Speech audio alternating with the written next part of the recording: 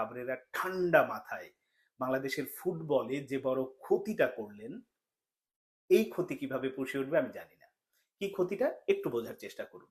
ফাহমিদুল ইস্যুতে অনেকেই এখন প্রশ্ন করছেন বা প্রশ্ন তুলছেন যে ফাহমিদুল কি বিশ্বমানের কোনো খেলোয়াড়? তাকে বাদ দেওয়া হয়েছে জন্য এত আলোচনা, এত তর্ক বিতর্ক, এত কথা বলতে হবে। হ্যাঁ, আমি আপনাদের সাথে পুরোপুরি একমত। ফাহমিদুল বিশ্বমানের খেলোয়াড় না।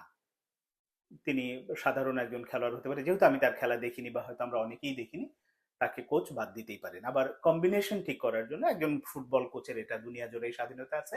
তিনি যদি মনে করেন আমি অমুককে চাই তমুককে চাই, এটা মানে চাই না এরকম তিনি সিদ্ধান্ত নিতেই পারেন। তাহলে আসলে ফাহমিদুলকে নিয়ে এত আলোচনা হচ্ছে কেন? তাকে যে পদ্ধতিতে বাদ দেওয়া হয়েছে, আমি আমার আগের কন্টেন্টে বলেছি যে সেই পদ্ধতিটা ছিল ভুল। আর এর বাইরে অন্য একটা ইস্যু হচ্ছে সবচেয়ে গুরুত্বপূর্ণ। এইটা আপনাদের সবাইকে একটু বুঝতে হবে, যারা তার আমি ফাহমিদুল ইস্যুতে ওই সিদ্ধান্তের ব্যাপারে আমি প্রশ্ন তুলতে চাই না, কিন্তু অন্য আর একটা জায়গায় কাবরেরা ঠান্ডা মাথায় বাংলাদেশের ফুটবলে যে বড় ক্ষতিটা করলেন, এই ক্ষতি কিভাবে পুষিয়ে উঠবে আমি জানি না। কি ক্ষতিটা একটু বোঝার চেষ্টা করুন।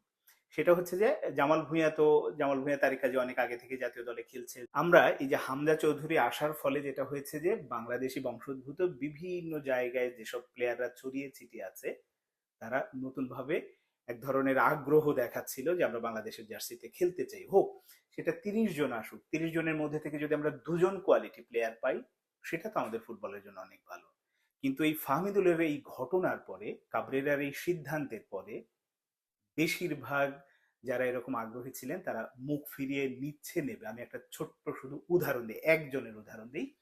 আমি ইতালিতে, ফাহমিদুল তো ইতালি থেকে আসা, ইতালির একটা মানে বিশ্ববিখ্যাত, দুনিয়ার সবাই জানে যারা ফুটবলকে ফলো করে, এরকম একটা ক্লাবের একাডেমিতে বাংলাদেশি একটা ছেলে খেলছে। তার বাবা এখন পর্যন্ত মিডিয়াতে তার ছেলে সম্পর্কে কিছু দেয় না, বলে না। আমার সাথে মাঝে যোগাযোগ হয়েছিল এবং তিনি আরো 1 থেকে 2 বছর পরে, ছেলেটার বয়স এখন 16-র মতো হবে, 15-16, আরো 1 থেকে 2 বছর পরে তিনি বাংলাদেশের ট্রায়ালের জন্য দিতে চান। কিন্তু এই ঘটনার পরে ভদ্রলোকের সাথে কথা হয়েছে, তিনিও আগ্রহ হারিয়ে ফেলেছেন যে আমি গেলেও হয়তো আমার সাথে একই রকম আচরণ করে ফিরিয়ে দেওয়া হবে। এই যে আমি একটা উদাহরণ দিলাম, এবং সেটা সত্যিকার অর্থেই প্রতিভাবান একজন খেলোয়াড়, মানে এটা বাংলাদেশের প্রেক্ষাপটে সবচেয়ে বড় হয়তো চমক হতো, কিন্তু তিনিও কিন্তু মুখ ফিরিয়ে নেয়ার মতো ইঙ্গিত দিয়েছেন।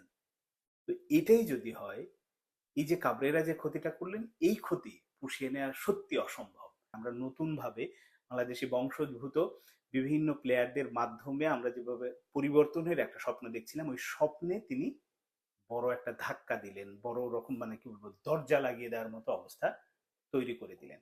অথচ আরেকটি বিষয় আপনাদের মাথায় রাখতে হবে, ফাহমিদুল ইতালি থেকে এসেছিল। ইতালি আমাদের জন্য একটা আশীর্বাদ হতে পারে। কেন? বিশ্ব ফুটবলে আপনি যদি দেখেন ইতালির যেসব ন্যাশনাল টিমে প্লেয়াররা খেলে, তারা কিন্তু অরিজিন মানে ওখানকার যারা অরিজিন, তাদের ক্ষেত্রেই সবচেয়ে বেশি প্রায়োরিটি দেওয়া হয়, যেটা আমরা ফ্রান্স বা অন্যান্য স্পেন টেনে আমরা যদি দেখি বিভিন্ন দেশের নাগরিকত্ব নিয়ে আসা প্লেয়ার থাকে, কিন্তু ইতালির ক্ষেত্রে এই জিনিসটা খুবই কম হয় না বললেই চলে।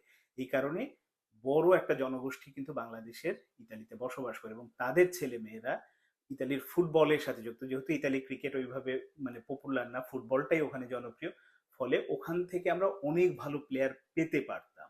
এরকম অস্ট্রেলিয়া বলেন বা অন্যান্য ইউরোপের বিভিন্ন দেশে বলেন, যারা ছড়িয়ে ছিটিয়ে আছে, তারা যে আগ্রহটা দেখাচ্ছিল হামজা চৌধুরীকে কেন্দ্র করে, কিন্তু শুধুমাত্র কাবরেরার এই ফাহমিদুল ইস্যুতে তিনি যে সিদ্ধান্ত নিয়েছেন, বেশিরভাগই এখন মুখ ফিরিয়ে নিতে শুরু করেছে। হ্যাঁ, এতে কাবরেরার কিছু আসে যায় না। মাস শেষে তো তার 15-20 হাজার ডলার তার অ্যাকাউন্টে ঢুকবে। তিনি হয়তো 6 মাস পরে যদি তার চুক্তি, 1 বছর পরে চুক্তি না বাড়ে, তাতেও সমস্যা নেই অন্য জায়গায়। এখন তো তার আরো বেশি মানে কি বলবো, সিভিটা অনেক ভারী হয়ে গেল। আমি হামজা চৌধুরীর কোচ ছিলাম।